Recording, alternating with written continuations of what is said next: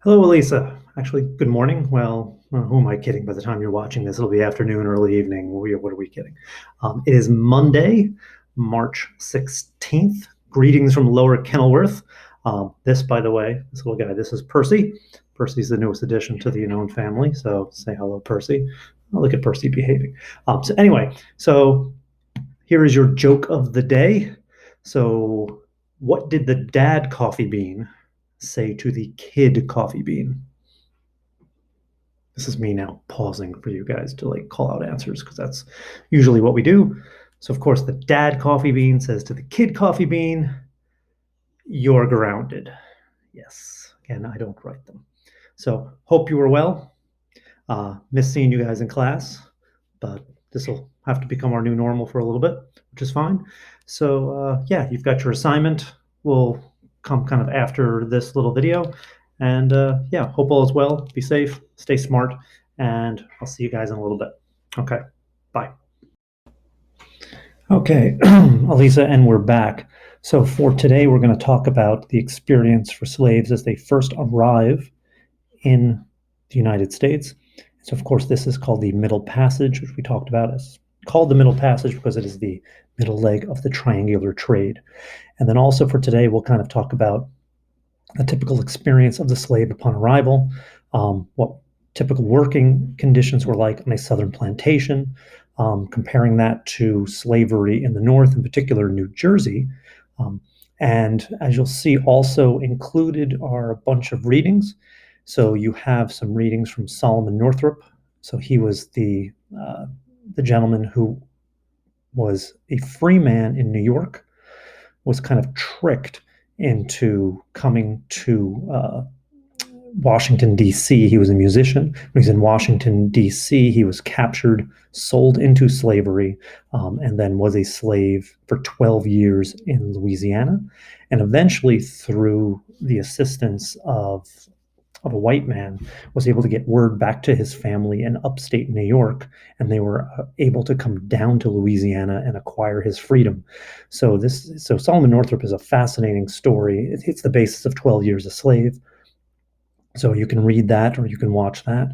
And again, this is a gentleman that was free, enslaved, and then free again, and then writes his memoir about that.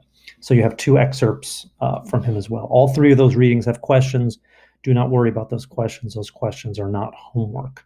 So yeah. So anyway, so just going through some stuff pretty quick on here. So the Middle Passage, that journey. This is again the beginnings of that dehumanization process that we talked about in class. So again, depending on where you are leaving from in Africa and where you're arriving in the U.S., you're looking at either an 8 to 12 week journey. Slaves were shipped naked and bound at the feet, all facing in the same direction. Some ships could carry up to 500 slaves. Um, there was this idea of loose pack versus tight pack, and this is exactly what it sounds like. It was a philosophy that ship captains had. So the thought was that some slaves are going to die on this journey. So the thought was, do I take fewer slaves, which will create better conditions upon the ship? And if there are better conditions upon the ship, i.e., more food, more fresh air, um, then maybe more will survive the journey and I'll have more to walk off the ship at its port. Of course, each slave represents money.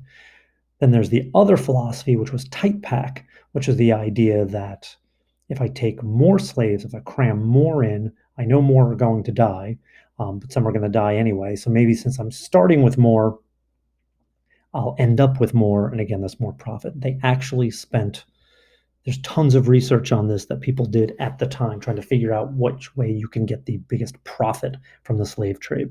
Again, it's just more of that cold, calculated economics of slavery. Again, it's that dehumanization process, which we talked about in class, that you can think like this and act like this when you don't consider these people, you consider them cargo.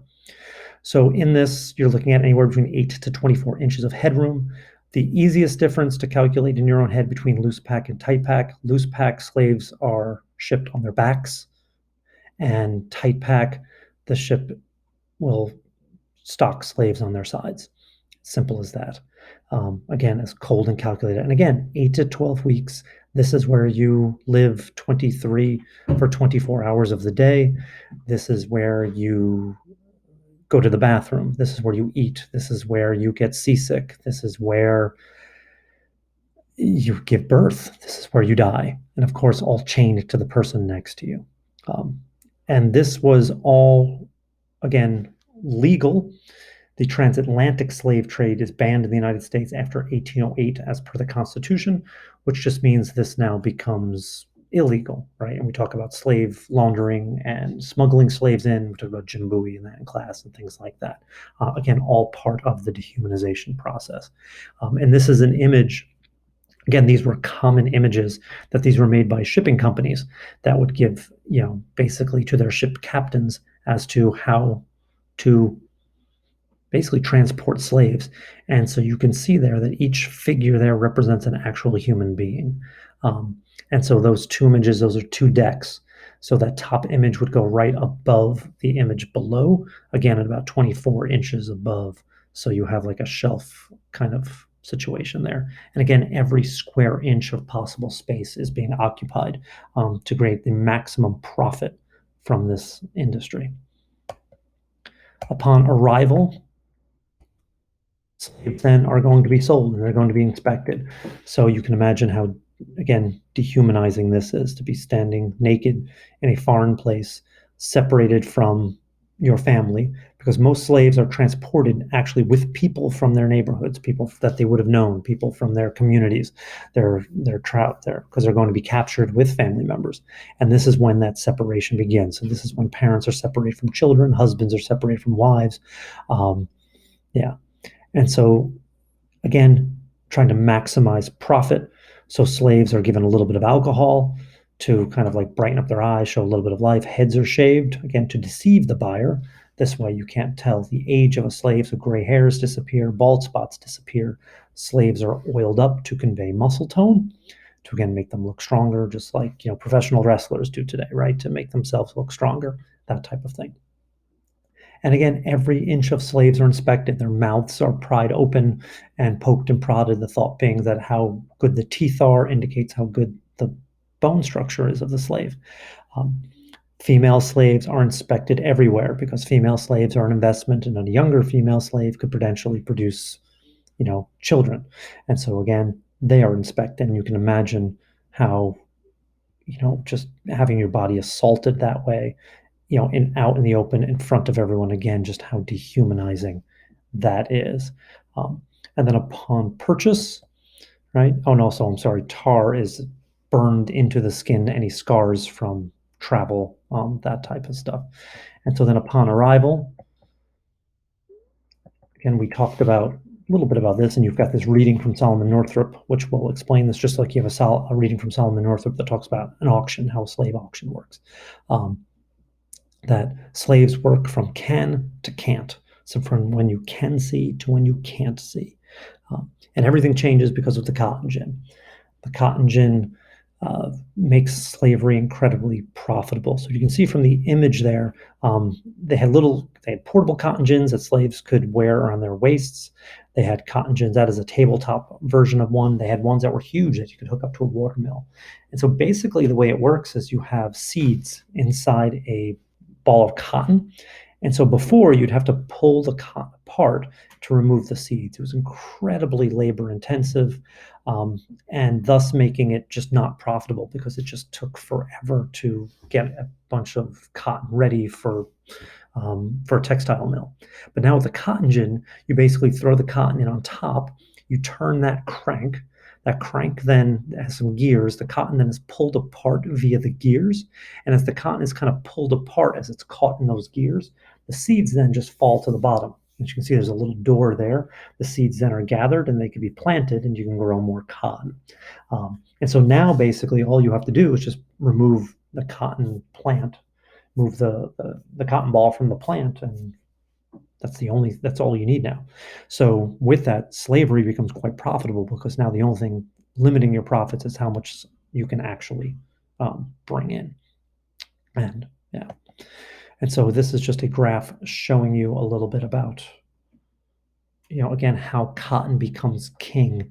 You can see the difference there between 1800 and 1860. And, to the point where just before the Civil War, because 1860 is the Civil War, almost 58% of US exports is cotton. Again, remember the northern economy is connected to this. This cotton is going to supply northern cotton mills and that type of stuff. So you kind of see that.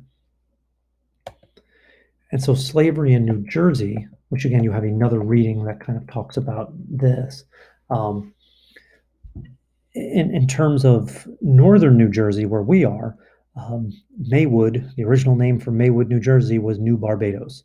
And so what you had, Maywood was founded by people coming up from Barbados, coming up from the islands.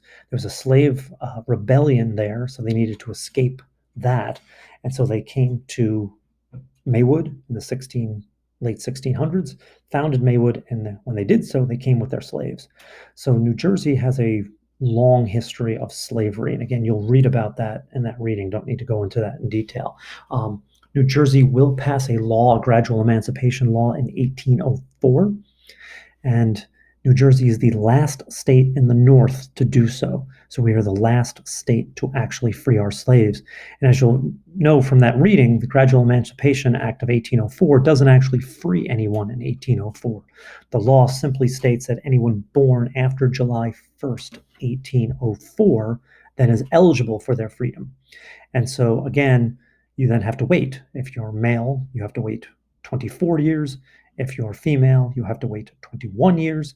And so the first time a slave is actually freed in New Jersey under this law is not going to be until 1825. And so as a result of that, you're going to have men and women who are still slaves, legally slaves, in New Jersey right at the point of the Civil War. Anyway, all right, so you've got those readings to give you some more information on these topics. There's no homework tonight, so you don't have to worry about the questions that go there. I just included those so you get a better sense of what these processes were like. And you can see how cruel and how harsh it was in the South, and you can compare it to what slavery was like in the North, in particular in New Jersey. But if you're looking for some kind of homework from me, do some art today, right? So if you're a dancer, dance a little bit. If you're a singer, sing a little bit. If you're visual artists, get out those tools and start drawing, start painting, start coloring, that type of stuff. Be well, stay safe, stay smart, and I'll talk to you guys in a little bit.